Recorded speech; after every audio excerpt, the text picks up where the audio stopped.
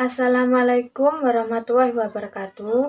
Di sini kami dari kelompok 10 akan menjelaskan materi mengenai akhlak al-karimah terhadap sesama.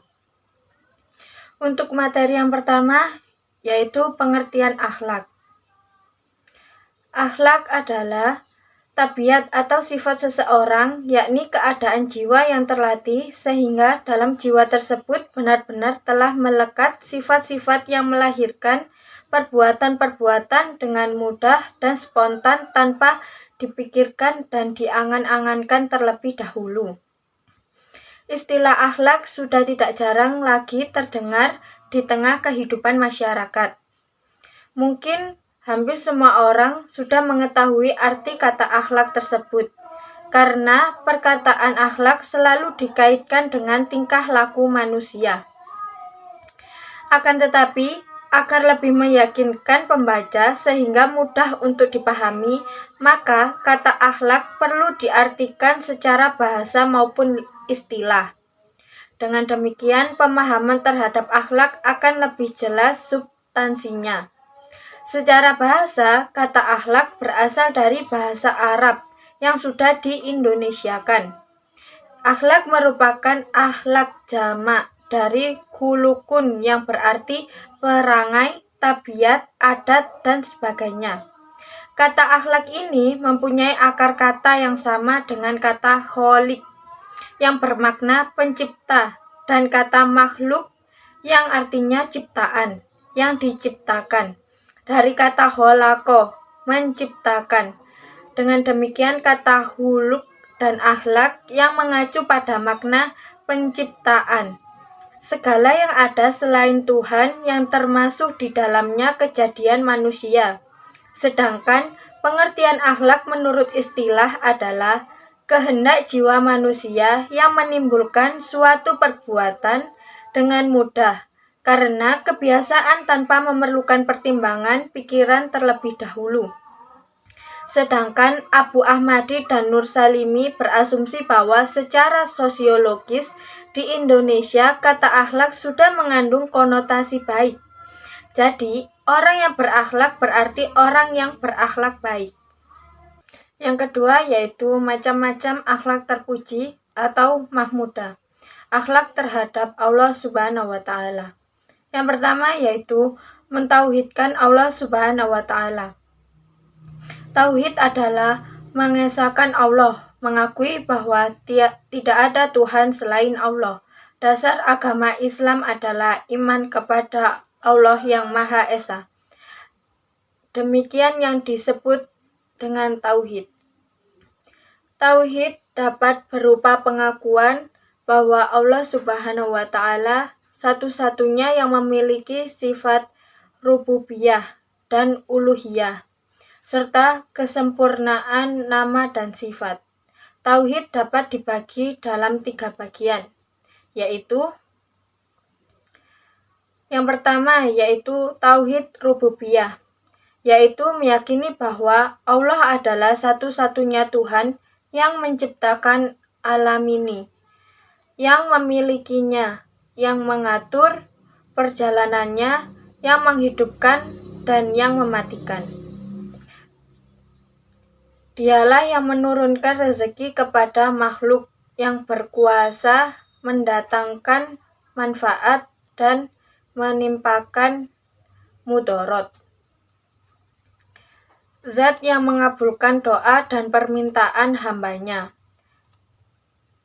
yang berkuasa melaksanakan apa yang dikehendakinya, yang memberi dan mencegah.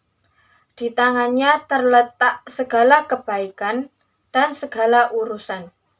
Yang kedua yaitu tauhid uluhiyah, yaitu mengimani Allah sebagai satu-satunya al yang disembah.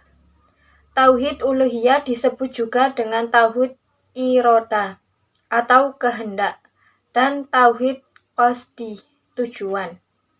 Yang ketiga yaitu tauhid asma dan sifat, yaitu menerangkan nama-nama dan sifat-sifat yang ditetapkan bagi zatnya. dan yang ditetapkan oleh Rasulullah SAW. Sebaliknya, tauhid ini meniadakan nama-nama dan sifat-sifat yang ditiadakan Allah dari zatnya dan yang ditiadakan oleh Rasulullah SAW. Yang kedua yaitu taubat. Taubat adalah sikap menyesali perbuatan buruk yang pernah dilakukannya dan berusaha menjauhinya, serta menggantikannya dengan perbuatan baik. Jika seseorang yang bersalah melakukan taubat dan berkomitmen untuk tidak melakukannya lagi, Allah akan mengampuni kesalahan tersebut. Taubat itu wajib bagi setiap dosa. Apabila seseorang hamba melakukan maksiat kepada Allah, ada 3 syarat yang harus dipenuhi. Yang pertama yaitu meninggalkan maksiat tersebut. Yang kedua, menyesali perbuatannya. Dan yang ketiga yaitu berjanji untuk tidak melakukan perbuatan maksiat tersebut kembali. Yang ketiga yaitu husnuzon, berbaik sangka.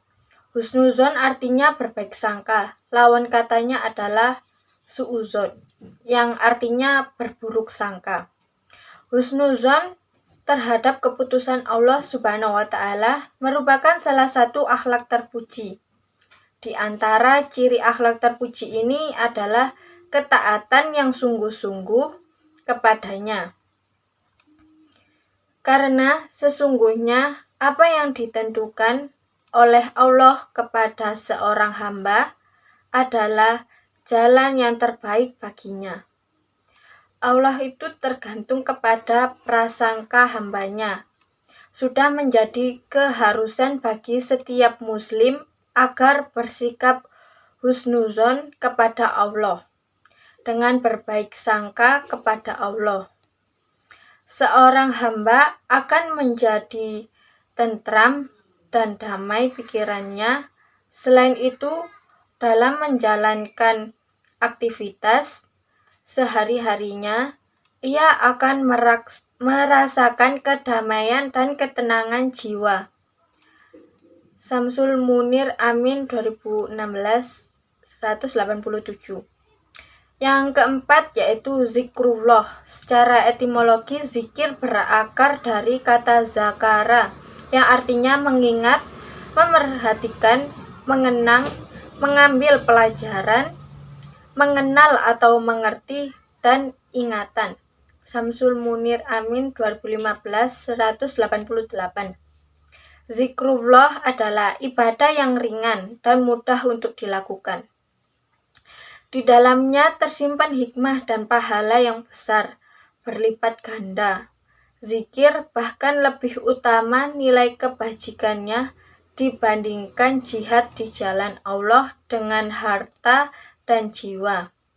Selain itu, zikir juga merupakan ibadah yang sangat disukai Allah. Zikrullah atau mengingat Allah merupakan asas dari setiap ibadah kepada Allah. Hal ini menjadi pertanda adanya hubungan antara hamba dan pencipta pada setiap saat dan tempat. Samsul Munir Amin 2015 188. Yang kelima yaitu tawakal. Secara etimologi, tawakal atau tawakul dari kata wakala yang artinya Abdullah bin Umar Ad-Dumaiji 2006-191. Secara terminologi, tawakal adalah menyerahkan segala urusan kepada Allah setelah berbuat semaksimal mungkin untuk mendapatkan sesuatu yang diharapkannya. Oleh karena itu, syarat utama bagi seseorang yang ingin mendapatkan sesuatu yang diharapkannya, ia harus berusaha sekuat tenaga, kemudian menyerahkan ketentuannya kepada Allah. Dengan cara demikian, manusia dapat meraih kesuksesan dalam hidupnya. Masjudin 1996 12-13. Yang terakhir yaitu tadoru, merendahkan diri kepada Allah. Tadoru adalah merendahkan diri kepada Allah Subhanahu wa Ta'ala, beribadah atau memohon kepada Allah. Kehendaklah dengan cara merendahkan diri kepadanya, dengan sepenuh hati mengucapkan tasbih, takbir, tahmid, tahlil, dan memuji asma Allah. Samsul Munir Amin menjelaskan bahwa orang yang tadoru hatinya bergetar apabila mendengar ayat-ayat Al-Quran dibacakan. Imannya bertambah dan bertawakal. Mereka juga menjalankan segala perintah Allah dan menjauhi segala larangannya. Apabila melaksanakan sholat, ia akan khusyuk. Ia berjalan di muka bumi dengan tidak sombong, serta berkata perlahan dan menarik, karena ia menyadari posisinya sebagai makhluk harus menundukkan diri di hadapan Allah. Samsul Munir Amin 2015 193. Saya di sini kebagian menjelaskan tentang akhlak terhadap sesama. Di sini akhlak terhadap sesama itu dibagi dua, yaitu akhlak sesama muslim dan akhlak sesama non muslim. Sebenarnya Allah Subhanahu wa Ta'ala telah menerangkan dalam surat Al-Ikhlas bahwa kita sebagai sesama muslim maupun non muslim itu harus menghargai, karena agar tidak terjadi pergesekan antara sesama muslim maupun muslim dan non muslim.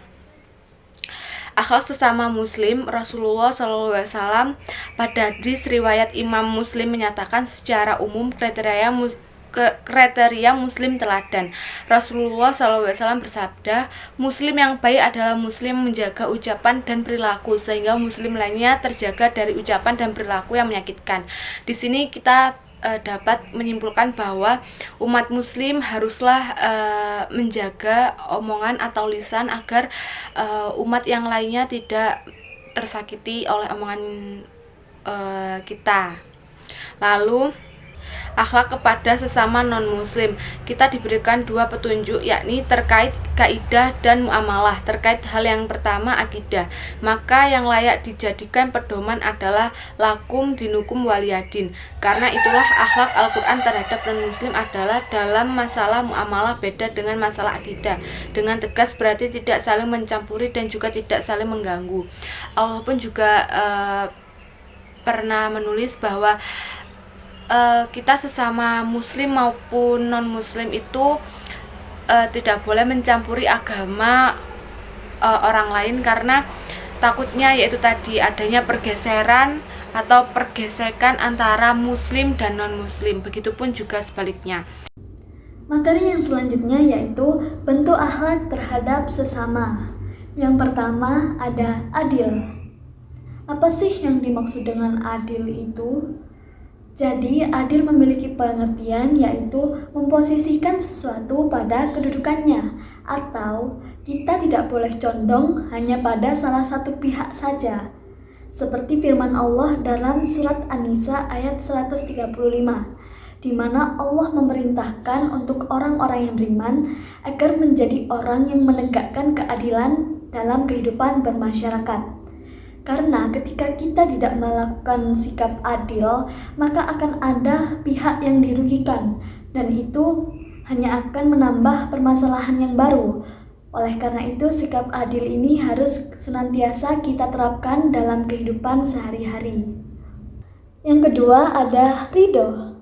Ridho secara bahasa artinya rela, sedangkan secara istilah artinya menerima segala sesuatu yang diberikan Allah dengan senang hati, baik berupa nikmat maupun musibah.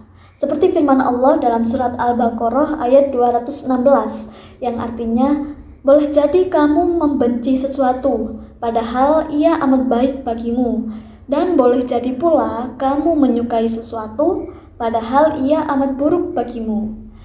Jadi puncak ketenangan jiwa seseorang itu adalah ketika ia ridho. Karena orang yang ridho itu adalah orang yang tidak mudah bimbang dan juga tidak mudah mengeluh atas segala hal yang terjadi dalam hidupnya. Karena mereka berkeyakinan bahwa segala sesuatu itu berasal dari Allah. Manusia hanya bisa berusaha dan Allah lah yang berkehendak. Oleh karena itu, kita harus menerima segala sesuatu yang terjadi dengan hati yang ikhlas. Karena kehendak Allah itulah yang terbaik untuk hidup kita. Yang ketiga ada amal salih. Amal salih ini berhubungan dengan segala sesuatu yang baik dan bagus. Dan amal salih ini juga dibagi menjadi dua. Yang pertama ada amal salih secara vertikal, yaitu hubungannya dengan Allah. Misalnya saja seperti sholat, zakat, atau bentuk ibadah kepada Allah yang lain. Yang kedua ada amal salih secara horizontal, atau yang berhubungan dengan makhluk sesama ciptaan Allah. Seperti kita harus saling menolong terhadap sesama, saling membantu. Nah, ini gunanya untuk bekal kita di akhirat. Dan perintah amal salih ini juga tertuang dalam surat Al-Baqarah ayat 82, yang artinya, dan orang-orang yang beriman serta beramal salih, mereka adalah penghuni surga dan mereka akan kekal di dalamnya. Jadi bisa kita artikan bahwa amal salih ini adalah segala perbuatan atau pekerjaan yang baik yang mendatangkan kemanfaatan bagi diri kita sendiri, keluarga, masyarakat, maupun manusia secara keseluruhan. Sekian materi yang bisa saya sampaikan. Untuk selanjutnya akan dijelaskan oleh teman saya. Di sini saya menjelaskan tentang keutamaan berbuat baik kepada sesama di masa Rasulullah dan ulama salafus sholih. Pasti kalian bertanya, siapa itu salafus sholih? Jadi para salafus sholih itu merupakan para leluhur kita, bapak ayah kita. Mereka adalah orang-orang yang beriman kepada Allah dan Rasul-Nya. Mereka lah yang banyak membantu dan menolong baginda Nabi dengan harta benda dan jiwa raganya di dalam menyebarkan agama Allah Ta'ala. Yang kedua adalah apa saja bentuk keteladanan yang dapat kita teladani dalam salafus sholih itu. Yang pertama adalah keteladanan keluarga salaf dalam berkorban di jalan Allah Ta'ala dan membela kebenaran. Yang kedua adalah keteladanan keluarga salaf dalam menjauhi sifat rakus terhadap harta meskipun dalam keadaan miskin dan kekurangan. Yang ketiga, keteladanan keluarga salaf dalam meningkatkan perbuatan maksiat sejak usia dini. Mungkin itu saja yang dapat kami sampaikan. Mohon maaf jika ada kekurangan dari kelompok kami. Wassalamualaikum warahmatullahi wabarakatuh.